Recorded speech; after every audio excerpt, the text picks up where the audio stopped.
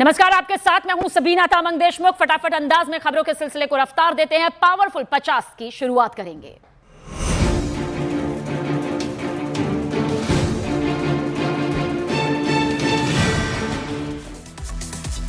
बिहार चुनाव के लिए आरएलएम ने अपने उम्मीदवार के नाम का ऐलान किया। सासाराम से उपेंद्र कुशवाहा की पत्नी को मिला टिकट।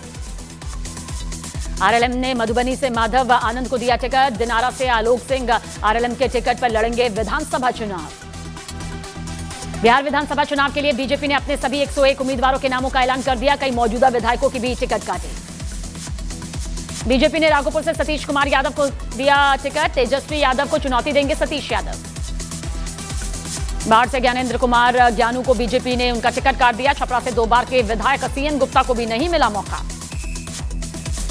दरभंगा के अलीनगर से मिश्रीलाल यादव का टिकट काटकर लोक गायिका मैथिली ठाकुर को मिला टिकट। गोपालगंज से कुसुम देवी को भी टिकट नहीं मिला।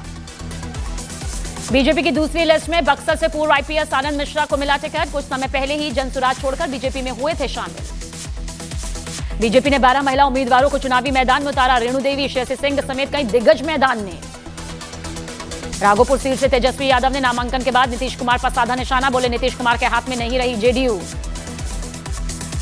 नामांकन के बाद तेजस्वी यादव ने एक्स पर पोस्ट कर कहा, बिहार में बदलाव के लिए नामांकन किया। तेजस्वी ने हर परिवार में सरकारी नौकरी के वायदे को भी दोहराया। आरजेडी ने सिवान के रघुनाथपुर से ओसामा शाहब को दिया विधानसभा का टिकट। पूर्व सांसद मोहम्मद शहाबुद्दीन के बेटे हैं ओसामा।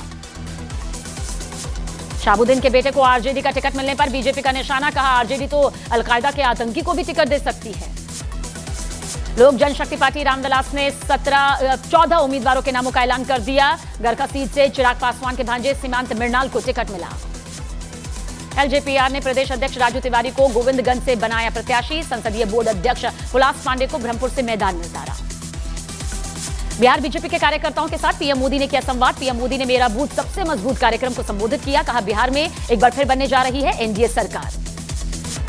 सासाराम के करघर से जनसुराज के प्रत्याशी रितेश पांडे ने नामांकन दाखिल किया। बोले, बिहार को बदहाली से निकालने के लिए लड़ रहा हूं चुनाव।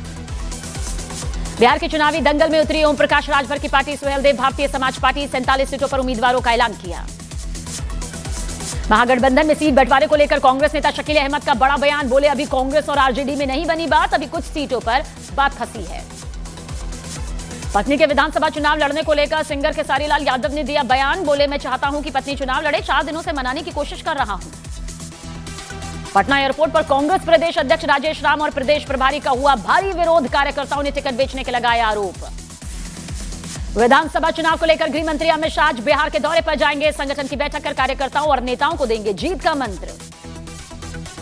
बिहार चुनाव के बीच महागठबंधन को लगा बड़ा झटका। पशुपति पारस की पार्टी आरएलजेपी ने एआईएमआईएम के साथ गठबंधन करने की घोषणा कर दी। लालू प्रसाद यादव के बड़े बेटे तेज प्रताप यादव आज महुआ सीट से करेंगे नामांकन। जनशक्ति जनता दल से भरेंगे पर्चा। कांग्रेस पार्टी ने 10 लोगों को विधानसभा चुनाव के लिए बांटे संबल। कदवा सीट से शकील अहमद लड़ेंगे चुनाव। रीगा से अमित कुमार टुन्ना को मिला टिकट। पूर्व सांसद सूरजभान सिंह ने राष्ट्रीय लोक जनशक्ति पार्टी से दिया इस्तीफा। आरजेडी के टिकट पर मोकामा से लड़ सकते हैं चुनाव। टिकट नहीं मिलने पर फूट फूट कर रोए लोजपा। रामविलास के प्रदेश उपाध्यक्ष अभय कुमार सिंह समस्तीपुर के मोरवा विधानसभा से कर रहे थे दावेदारी। बिहार में आज से चुनावी प्रचार में कूदेंगे आंध्र प्रदेश के डिप्टी सीएम पवन कल्याण। पटना और दानापुर में बीजेपी उम्मीदवार के नामांकन में होंगे शामिल। यूपी के डिप्टी सीएम ब्रजेश पाठक आज बेगूसराय दौरे पर रहेंगे। केंद्रीय मंत्री गिरिराज सिंह के साथ एनडीए उम्मीदवार के नामांकन के दौरान रहेंगे मौजूद। बिहार के मुंगेर में पुलिस ने 4 अवैध हथियार तस्कर को धर दबोचा। 1 पिस्टल और 50 जिंदा कारतूस बरामद।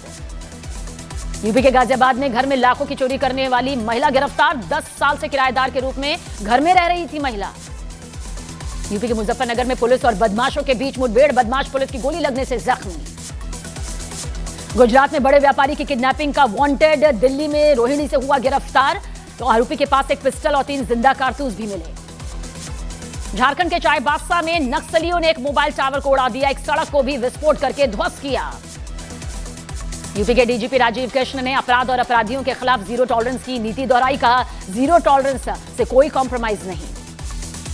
पश्चिम बंगाल के गवर्नर सीवी आनंद बोस ने राज्य में कानून व्यवस्था को लेकर मुद्दा उठाया। कहा, सख्त कानून है लेकिन उसे लागू नहीं किया जाता। इसकी पूरी जिम्मेदारी पुलिस की।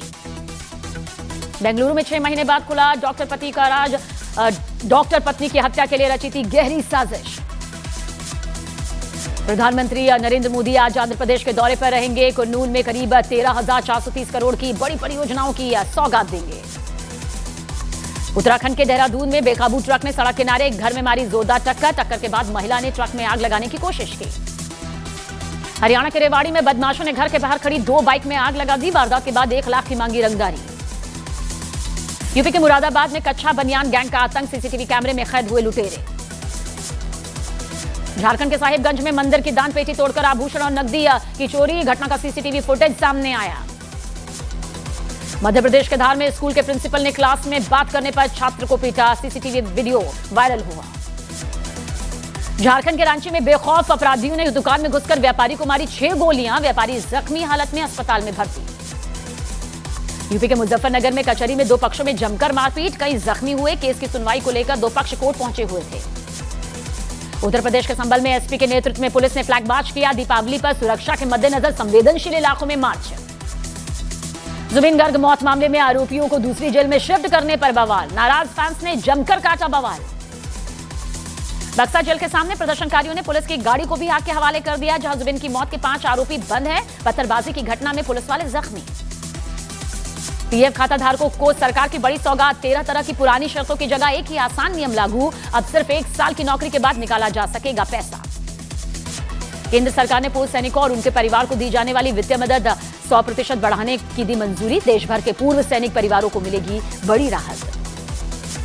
फेस्टिव सीजन को देखते हुए नॉर्दर्न रेलवे चला रही है 4718 स्पेशल ट्रेनें। छठ में घर जाने वाले यात्रियों को बड़ी राहत मिलेगी।